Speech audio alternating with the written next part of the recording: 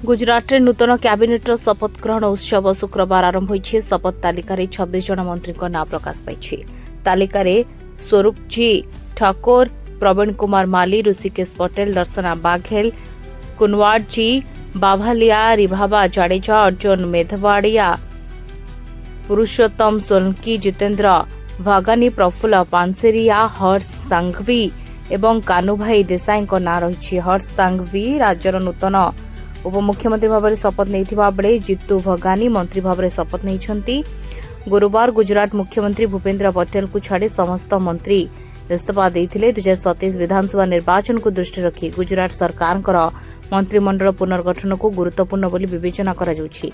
आगामी निर्वाचन में दल नूतन सामाजिक समीकरण करने को प्रस्तुति करुछि। दल विश्वास करे जे मंत्रिमंडल युव विधायक मानकु सामिल करने द्वारा युव नेता उत्साहित हेबे।